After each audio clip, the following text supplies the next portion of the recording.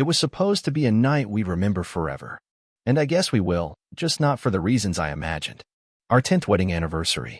I made reservations a month in advance at Ocean View, the most expensive restaurant in town.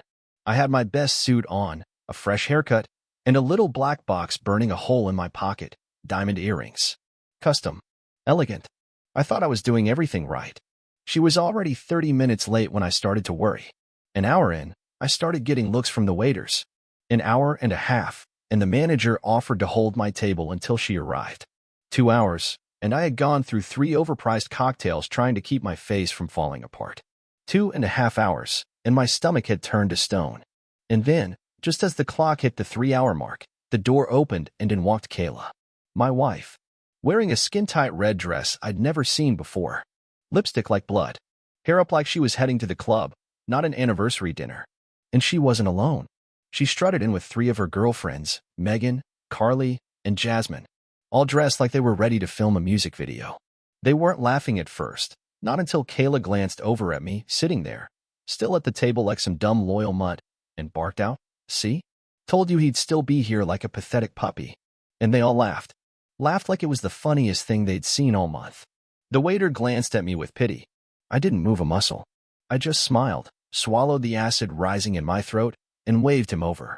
"Another drink," I said. "Make it strong." Kayla didn't even sit down. She walked over, still giggling, and kissed me on the forehead like I was a toddler. "You're such a good little pet, Nate." That was my name. Nate Carter. 39 years old, loyal, hardworking, and completely blindsided. I didn't say a word. Not yet. She sauntered back to her girls, told them she needed to freshen up, and disappeared toward the restrooms. They stayed at the bar, sipping martinis and occasionally glancing my way, whispering behind their glasses. I pulled out my phone, staring at the blank lock screen like it would tell me something. I felt hollow. I didn't want to make a scene. Not here. Not yet. But I wasn't stupid. That night, I didn't go home. I drove to a motel on the edge of town, checked in with cash, and stared at the ceiling for hours. Kayla didn't call, didn't text, didn't ask where I was. But this morning, 85 missed calls. 85. Most came between 3 and 5 a.m. And the last one had a voicemail. Her voice was frantic. "Nate, pick up. Please. This isn't what you think. I need to talk to you. It was just a joke. I swear, just a joke with the girls. You're blowing this way out of proportion." "Yeah, a joke. Like our whole damn marriage, apparently." I opened my email next. One new message from an unknown sender. Subject line: "You deserve to know." No text, just an attached video. I shouldn't have opened it. But I did. And I'll never unsee it. Kayla. Bent over the hood of someone's black Dodge Charger. Same red dress. Hair wild. Her heels still on. His hand wrapped around her throat like he owned her. His face? Familiar. My gym buddy. Jake. This wasn't some one-night thing. The way she looked at him, the way she moaned his name like it was her personal anthem, this had been going on. For a while. I didn't cry. Not yet. I just stared, ice running through my chest, thinking of all the nights she came home, exhausted from girls' nights. All the times I made her tea, massaged her feet, told her I'd love her till my last breath. And she was out there doing that. I stood in the motel bathroom, gripping the edges of the sink like it was the only thing holding me to this world. My face looked pale, older, cracked with confusion and shame. And the worst part? I wasn't even surprised. Not really. I think deep down, I knew. That night at Ocean View? That was just the moment the illusion shattered. The performance ended. The mask fell. My wife, the woman I swore to protect and cherish, had become a cold, laughing stranger. And this was just the beginning. I didn't go back home. I couldn't. Not after that video. Not after the sound of her voice moaning someone else's name played on repeat in my head like a twisted lullaby. I sat on the edge of that motel bed, numb, feeling like I was floating just outside my own skin. 85 missed calls. One voicemail full of lies. One video that tore through the last thread holding my sanity together. At noon, I finally turned my phone back on. More messages. More missed calls. Her latest text read, "Can we please talk? I'm outside your work. I just want to explain. It's not what it looked like. Not what it looked like." I texted back one word. Liar. Then I blocked her. I didn't go to work. I didn't eat. Just sat there in that crappy room while the motel's ancient heater buzzed and sputtered like it might explode. I didn't sleep much either. Just closed my eyes and tried to make sense of everything. But it was the next day that sealed it. I went home. Not because I forgave her. I didn't. But I had to see it. See her face. See if she'd try to spin this into something else. I walked into the house like a stranger. Her car was in the driveway. Music was playing inside. Pop garbage. The kind she always played when she was getting ready for something. She was in the bedroom, standing in front of the mirror, curling her hair. Not crying. Not looking broken. Not even dressed in anything casual or remorseful. She was wearing that tight little leather skirt I once told her I hated because it made her look like she was trying too hard. And the top? A low-cut lace thing I'd never seen before. I knew what it was. A pre-game outfit. She saw me in the mirror and froze. I waited. She turned around slowly, giving me a look like I had just tracked mud through her precious kitchen. "Nate," she said, voice flat, "you weren't supposed to be home." "Clearly," I replied, shutting the door behind me. She crossed her arms. "No apology. No shame. Just attitude." "I'm going out," she said. "I don't think this is the right time to talk." I stared at her like I didn't even recognize the woman in front of me. "Out? After what happened?" She rolled her eyes. "Oh, for God's sake. Are we still doing this? It was one stupid mistake. You ghosted me. What was I supposed to think?" "You laughed at me," I said, my voice lower than I expected. "In front of your friends. On our anniversary. You made me wait 3 hours. Then that video." "Oh, here we go," she snapped, walking past me. "You and your little heartbreak drama. You're not a victim, Nate. You're just boring. You've been boring for years. You want to play the good husband, the loyal guy, but you have no idea what it's like to be wanted. Desired." I wanted more. I stepped back. Her words hit harder than the video. "And Jake?" I asked.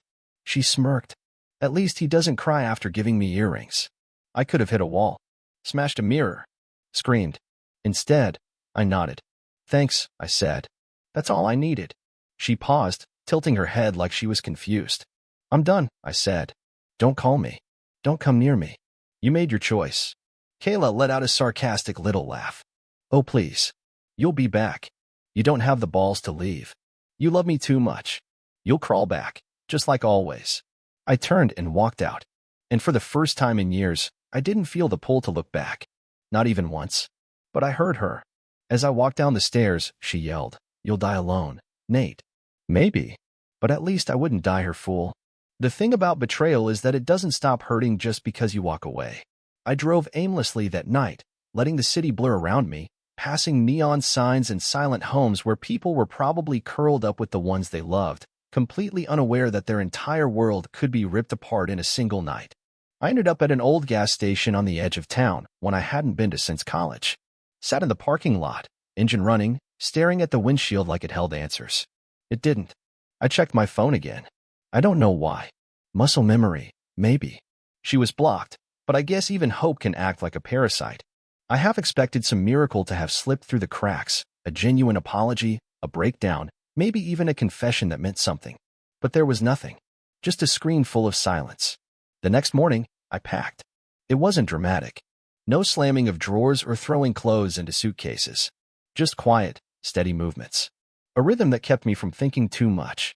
I left the diamond earrings on the kitchen counter. Still in their box, unopened. I hoped she'd see them and feel something guilt, maybe. But knowing her now, I doubted it. I wasn't gone an hour before the text started coming through other numbers. "We need to talk. Don't throw everything away over one mistake. You're being childish, Nate. Jake doesn't even mean anything. I was just bored. You should have noticed." And finally, the real one, the dagger she knew would cut deepest. "If you leave, you'll regret it. I'll make sure of that." Threats now. It had escalated quickly.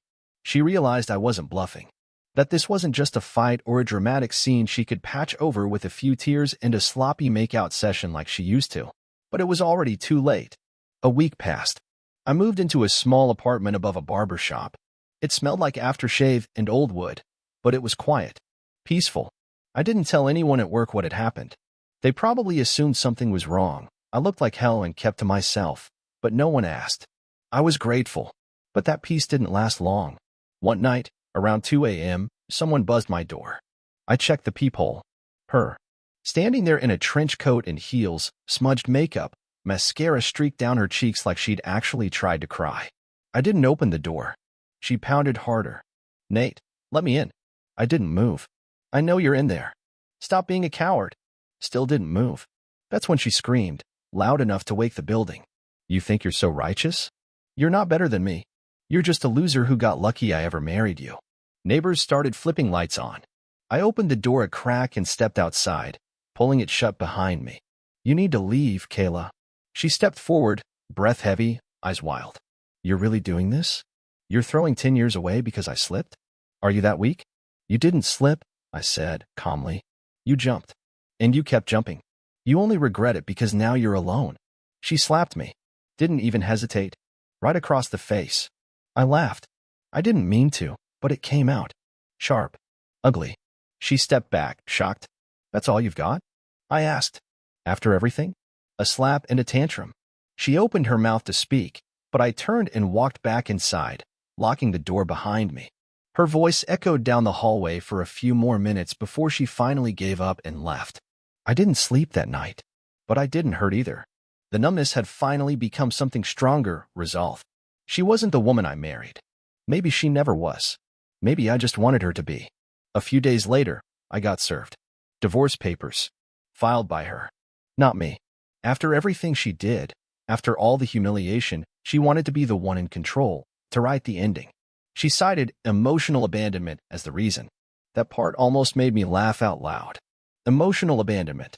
From the man she mocked in public and betrayed behind his back. But I signed the papers. Without a lawyer. Without contest. I didn't want a penny. Didn't want the house. Didn't want the car. I just wanted out. Clean break. Let her have everything. It would all rot anyway. Still, the hits kept coming. 2 days after I signed, I got a message from an old friend, Scott, a guy from high school who had stayed in town and ran a local gym. Hey man, you probably don't want to hear this, but figured you should know. Saw Kayla with Jake today. They were shopping for rings. Rings. 2 weeks after our anniversary dinner from hell, she was ring shopping with the guy she let use her like a weekend toy. No shame. No waiting period. No breathing room. She was erasing me. Replacing me. Like I was some old furniture she finally dragged to the curb. Part of me wanted to rage. To drive down there, crash the party, rip the diamond out of her hand and throw it in the gutter. But I didn't. I sat in my empty apartment with a black coffee and a cigarette I didn't even smoke, just holding it, thinking about how fast love can mutate into poison. Then came the real gut punch. My mom called. She had run into Kayla at the grocery store. She told me she misses you, my mom said gently. Said you overreacted. I had to pull the phone away from my ear just to keep from screaming. Overreacted? I played the part of the loyal husband while she was out performing bedroom theater in back alleys with gym brothers and treating me like a joke in front of her friends. My mom didn't mean harm. She loved Kayla. Thought we were soulmates. For 10 years, Kayla played that role to perfection when others were watching. Sweet. Supportive. Charming. The kind of woman mothers dream their sons marry. But behind closed doors? The mask slipped a long time ago. I just refused to see it. She stopped touching me about 2 years in. Said she was tired. Busy. Not in the mood. Said she was working on herself. So I waited. I made her breakfast. Left love notes. Took her on surprise trips. She rewarded me by keeping her affection locked away and giving her body to strangers who made her feel alive. Alive. That word stayed with me for days. Like I was the one who made her dead. Like her emptiness was my fault. A week passed. I didn't respond to anyone. Not Scott. Not my mother. Definitely not her. But then I saw her again. Randomly. At a diner. She was sitting in a booth by the window, sipping a smoothie and laughing with a man I didn't recognize. Not Jake. Someone new. Third in line. Maybe fourth. Her hand was on his arm, fingers tracing the vein like she used to do to me when we were dating. I didn't approach. Just stood by the register, waiting for my coffee, watching her from the side. She saw me. I know she did. Because the smile on her face widened, like seeing me struggle in silence was just part of her dessert. She leaned in, whispered something to the new guy, and laughed. Like I never existed. I walked out without my coffee. And I didn't look back. 2 months passed. The divorce finalized. No court drama. No drawn-out battles. Just a cold envelope in my mailbox confirming that the state of California no longer recognized us as husband and wife. It should have felt like relief. Instead, it felt like an obituary for a man who never existed. I tried to build routines, hit the gym more, cooked for myself, started reading again. Things I hadn't done in years because I was always wrapped around her needs, her moods, her chaos. But it was like learning to walk after being in a coma. I kept stumbling. The nights were the worst. That quiet hour between midnight and dawn when the rest of the world sleeps and your mind digs into old wounds like it wants them to bleed again. I'd lie there staring at the ceiling, replaying moments, the way she used to curl up on my chest after movies, the way she smiled in our wedding photos, the way she held my hand like it meant something. I kept asking myself the same brutal question. Was any of it ever real? Or had I been living in a fantasy scripted by a woman who knew exactly how to act like she loved me? One night, I cracked.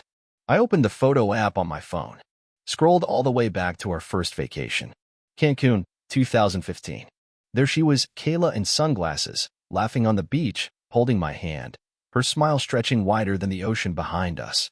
My stomach twisted. I remembered how I'd proposed the next week. She said yes before I even finished the sentence. That smile. It looked genuine. But now? Now I couldn't tell. Maybe she had just been playing the part from the beginning, rehearsing the role of perfect wife, until she got bored with the script. I deleted every photo of her that night. All of them. Even the good ones. Especially the good ones. It didn't change anything, but it felt like taking a brick off my chest. Then came the bomb I didn't see coming. One of her old friends, Carly, the same one who laughed at the restaurant, messaged me out of nowhere. Said she wanted to clear her conscience. I almost deleted it without reading, but something in me needed closure. Her message was short. You didn't deserve what she did. None of it was an accident. She's been cheating on you since year 3. Jake was just the one who got caught. There were others. Guys from work. From the gym. Even that trip to New York she said was a girls' weekend, she met a guy there too. We all knew. We just didn't say anything because, well, we thought you knew. Or maybe you just didn't care. I sat in silence for a long time. I had been married to a fiction. A performance. A circus where I was the clown, spinning plates while she danced behind my back with whoever gave her a thrill that week. The rage didn't come. Not anymore. Just a strange calm. Like standing in the middle of a tornado and realizing the damage had already been done. Nothing left to break. I wrote back one sentence. Thanks for finally saying something. Hope your conscience sleeps better now. I left it at that. What else was there to say? I knew now that what I had with Kayla wasn't love. It was dependency. She needed attention, control, worship, and I gave it to her, thinking it was love, thinking I was enough.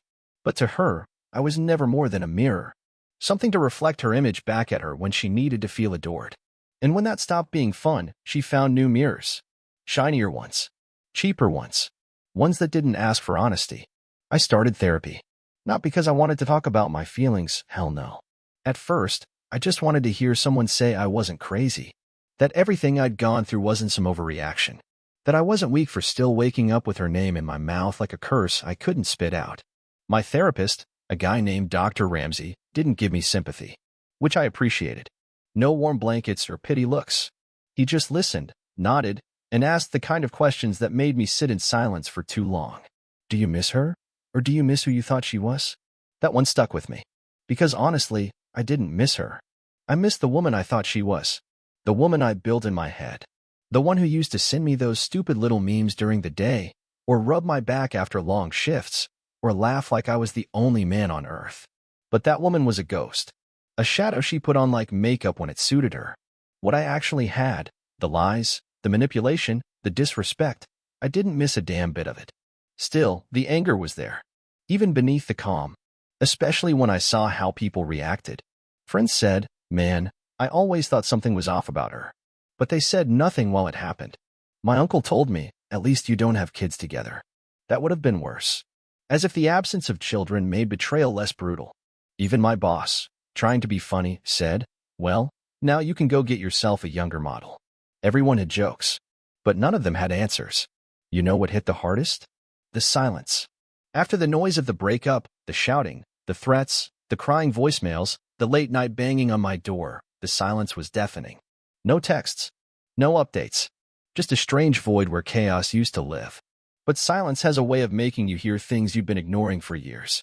Like how alone I really felt the last half of that marriage. Like how many times I excused her nastiness, her mood swings, her blatant lies because I didn't want to fight. Like how I let her rewrite reality in front of me, call me paranoid, when I found unfamiliar cologne on her jacket, insecure, when she started locking her phone, controlling when I asked why she never came home before midnight. The truth is, I wasn't a perfect husband, but I was present. I showed up. I stayed loyal. I tried, really ing hard, to hold together something that had been breaking piece by piece while she was out throwing gasoline on every spark she could find. And now? Now she was probably out there telling people I was too sensitive, clingy, or emotionally unstable. Because that's what people like her do. They rewrite history to stay the hero in their own version. Let her. Let her tell whatever story she needs to in order to sleep at night. I don't need to fix the narrative anymore. I just need peace. Real peace. Not the fake kind I had while lying next to someone who flinched when I touched her. I started running again. I stopped drinking. I picked up old hobbies, building stuff, sketching, hell, even playing guitar again. Not because I was trying to heal like some Instagram self-help page, but because I needed to remember who I was before she infected every corner of my identity. And slowly, I started feeling like me again. Not the version of me she twisted. Not the broken shell who waited 3 hours in a restaurant thinking she was just running late. But the real me. The one who deserved better. The one who's finally starting to believe it. I saw her one last time. It wasn't planned. I was at the farmer's market on a Sunday morning, picking up coffee and fresh bread, making small talk with the vendors like I actually gave a damn about basil. And then, I heard that laugh. Her laugh. The one that used to be infectious before I realized how fake it was. She was there, strolling through the crowd in a short floral dress, arm locked with some guy I didn't recognize. Not Jake. Not the guy from the diner. Another one. This one looked younger, barely out of college. She was performing again, hair tossed perfectly, makeup like a photo shoot, acting like life was one long Instagram reel. She saw me. Of course she did. And she didn't flinch. Didn't look away. She leaned in, whispered something in the guy's ear, and they both looked over at me like I was a homeless man begging at the gates of their happiness. He laughed. She smirked. I think she thought she'd won something. But all I could think was, how exhausting it must be to keep acting that hard all the time. I didn't stop. Didn't wave. Didn't give her the satisfaction of a reaction. I walked past like she was a stranger. Because at this point, that's exactly what she was, a stranger who wore my last name for a decade and now wore a smirk like it was armor. Back home, I didn't feel angry, or hurt, or anything. Just relief. That's when I realized I was finally done bleeding over someone who wouldn't have even handed me a bandage. I sat on my small balcony, coffee in hand, watching the sunset behind the trees, and for the first time in a long, long time, the silence didn't feel like punishment. It felt like freedom. Funny thing about betrayal, it doesn't kill you. It just rips you open wide enough so the truth can finally get in. And the truth was simple. I loved a woman who didn't love me. I gave everything to someone who saw it as weakness. I waited in a restaurant like a fool while she laughed with her friends and bragged about how easily she could break me. And maybe that says something about me, about how I was raised, about what I thought love was supposed to feel like. But I'm not ashamed. I'd rather be the guy who waited, who believed, who hoped, who stayed loyal, than the one who uses people like tools and then discards them when they get dull. She didn't destroy me. She revealed me. Showed me the cracks. The places I needed to rebuild stronger. I don't hate her anymore. You can't hate someone you've outgrown. If she wants to spend the rest of her life chasing thrills in clubs, taking selfies with half-boyfriends, and laughing at the trail of broken people behind her, that's her path. But me? I'm walking forward now, not looking back. And if anyone reading this finds themselves sitting alone in a restaurant, waiting for someone who doesn't respect them, get up. Don't wait for the slap. Don't wait for the video. Don't wait for the silence. Get up. Pay your bill. Walk away. And don't stop walking until you remember who the hell you are. It took me a while to fully understand what healing actually looks like. It's not dramatic. It's not some big, cinematic breakthrough moment where the sky opens up and you suddenly feel whole again. It's slow, quiet, almost invisible. It's you sitting at a coffee shop and realizing you haven't thought about her all day. It's waking up one morning and not checking your phone for her name. It's passing by places that used to be haunted and feeling nothing. I started noticing those little moments. Like when I cleaned out the last of her stuff, the scarf she left in the closet, the perfume bottle on the bathroom shelf, that dumb framed quote she hung in the hallway about choosing love every day. I threw it in the trash. No anger. No theatrics. Just done. I sold the car we used to drive on road trips. I deleted our playlist. I tossed the blanket we used to curl under on Sunday nights. Bit by bit, I peeled her out of my world like a dead layer of skin. One night, I went out with friends, real friends. The ones who didn't pretend like nothing happened, who actually listened, who called me when I went quiet for too long. We drank, joked, even flirted a little with some women at the bar. Nothing serious. Nothing forced. Just life again. And somewhere between the laughter and the sound of glasses clinking, I realized I was smiling, not the fake kind I wore during the worst parts of my marriage, but a real one. The kind that reaches your eyes. I won't pretend I'm fully over it. Sometimes I still have dreams where she's sitting across from me, saying all the things I used to beg to hear. I wake up shaken, heart racing, the echo of her voice still in the room. But now, I don't chase the dream. I don't spend the whole day in that fog, wondering what if. I let it fade, and I move on. Because the truth is, she didn't break me. She woke me up. I learned more about myself in the fallout of her betrayal than I ever did during our marriage. I learned that being loyal doesn't mean being blind. That love without respect is just manipulation in a prettier dress. That no matter how much you give, some people will always crave what destroys them. And most of all, I learned this. You don't need closure from the person who hurt you. Sometimes, the closure is just accepting they're not capable of giving it. Sometimes, it's closing the door yourself.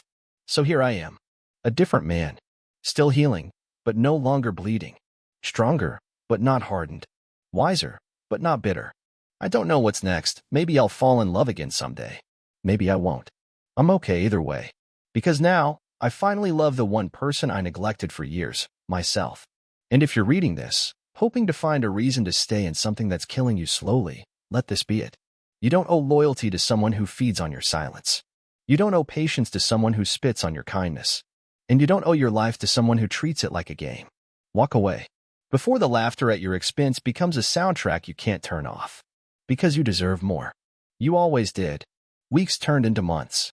And with each one, the grip she had on my mind loosened. There was no single moment of triumph, no movie scene ending where I stood in the rain and screamed out her name. Just gradual, quiet detachment.